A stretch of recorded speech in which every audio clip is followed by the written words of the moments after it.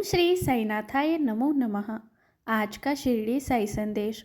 मेरे बच्चे, तुम मुझसे पूछते हो कि अच्छों के साथ ही बुरा क्यों होता है। मेरे बच्चे, मैं एक बात तुम्हें बताना चाहता हूँ। तुम ये सोचो कि जो परीक्षा में बैठता है वो ही पास या नापास होता है। मेरे बच्चे, जो परीक्षा में नहीं बैठता वो ना पास होता है ना नापास। क्योंकि जब तुम अपने भगवान के पास जाकर उनकी भक्ति करते हो, मतलब तुम परीक्षा में बैठे हो, तुम अपने अच्छे बुरे गुणों का हिसाब करने बैठे हो। भगवान जब तुम्हारे अच्छे बुरे कर्मों का हिसाब करने बैठते हैं तो तुम्हारी बुरे कर्मों की परीक्षाएं होती हैं, और इन्हीं ही तुम्हें पास और नापास करने का अधिकार भी होता है। इसलिए हमेशा मनुष्य को अच्छे कर्म करते रहने चाहिए और हमेशा भक्ति करती रहनी चाहिए। कभी अपनी भक्ति मत छोड़ो। अगर तुम्हारे जीवन में कठिनाइयाँ आ रही है और भक्ति शुरू करते हुए और भी ज़्यादा आ रही है तो उनसे घबराओ मत, क्योंकि भगवान तुम्हारी परीक्षा ले रहे हैं। एक बार अगर तुम उस परीक्षा में पास हो गए तो तुम भगवान के सबसे प्रिय बच्चे बन जाते हो। फिर तुम्हारे मन में जो कुछ आता है वो भगवान पूरा करते हैं।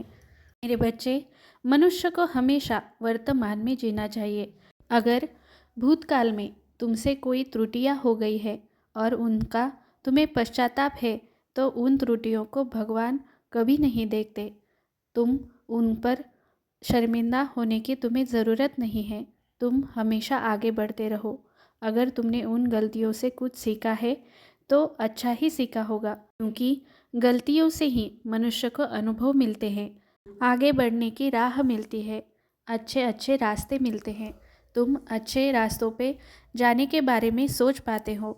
जब तुम अपनी गलतियों पे पछतावा करते हो तो तुम्हारी धुंधली नज़र स्पष्ट हो जाती है और तुमसे आगे कोई भी त्रुटियां न हो इस बात का तुम ध्यान रखते हुए आगे बढ़ते हो। और फिर ऐसे अच्छे बातों के साथ ही तुम्हारे अच्छे कर्मों का हिसाब बढ़ता रहता है। और जब तुम्हारे अच्छे कर्म बढ़ते चले जाते हैं तब भगवान तुम्हारी और अधिक परीक्षा लेते हैं, और अधिक परीक्षा देते हुए जब तुम इस परीक्षा में उत्तीर्ण हो जाते हो तब तुम्हारे जीवन की सारी खुशियाँ भगवान तुम्हें दे देते हैं। जो कुछ तुम्हें इस जीवन से चाहिए वो सारी भगवान इच्छाएं पूरी कर देते हैं। परंतु बच्चे, तब तक हमें धैर्य रखना पड़ता है। जीवन में आने वाली कठिनाइयों का सामना करना पड़ता है और इनके साथ ही भक्ति करती रहनी पड़ती है।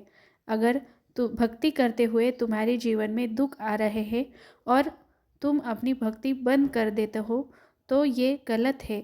इससे तुम ना नापास हो सकते हो, ना पास, ना आगे बढ़ सकते हो, ना ही पीछे का विचार कर सकते हो। फिर तुम्हारा पतंग निश्चित है। तुम अपना पतंग मत बनाओ। हमेशा अपनी दृष्टि आगे की ओर और अपने भगवान की ओर रखो।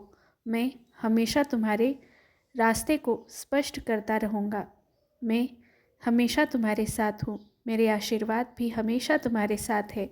अपने बाबा पे विश्वास करो और साई सच्चरित्र का पाठ करते रहो और 11 वचन भी मेरे पढ़ते रहो। उनमें मैंने जो तुम्हारे लिए वचन दिए हैं वो तुम्हें आगे बढ़ने के लिए प्रेरित करते रहेंगे, और तुम्हारा बाबा तुम्हारे पास है इसका भी अनुभव करवाएंगे। इसलिए अपने बाबा पे अटूट विश्वास रखो और अपनी कठिनाइयों का सामना करते हुए वो मुकाम हासिल करो जो तुम करना चाहते हो। तुम्हारे सपने बहुत बड़े बड़े हैं और उन सपनों में लोगों का हित है। मैं जानता हूँ तुम अच्छे विचार रखते हो और अच्छे कर्म की आशा भी रखते हो, परंतु कभी कभी हमारे मन में गलत विचार आ सकते हैं। इसमें तुम्हारी कोई गलती नहीं है। ये कलयुग के प्रभाव का असर है। अगर तुम थोड़ी देर के लिए अपने रास्ते से भटक गए हो तो मैं हूँ, मेरी भक्ति तुम्हें सही रास्ते पर अवश्य लेकर आएगी। तुमसे कोई भी गलती हो जाए तो बाबा तुम्हारी सारी गलतियाँ माफ़ कर देता है जब तुम्हें उन गलतियों का पछतावा होता है। मेरे बच्चे, हमेशा अपने बाबा की इन बातों को हमेशा ध्यान में रखो और आगे बढ़ते रहो। तुम्हें सही राह स्पष्ट दिखाई देगी और मैं दिखाता रहूँगा। जल्दी मेरे शिरडी आना। मैं तुम्हारी राह देख रहा हूँ। हम आमने सामने बैठकर बात करेंगे। तुम अपने मन को मेरे सामने बैठकर सब कुछ मुझे बताना और अपने मन को प्रसन्न करके जाना। तुम्हें आगे बढ़ने के लिए और अधिक शक्ति मिलेगी। तुम्हारा बाबा हमेशा तुम्हारे साथ है और मेरे आशीर्वाद भी।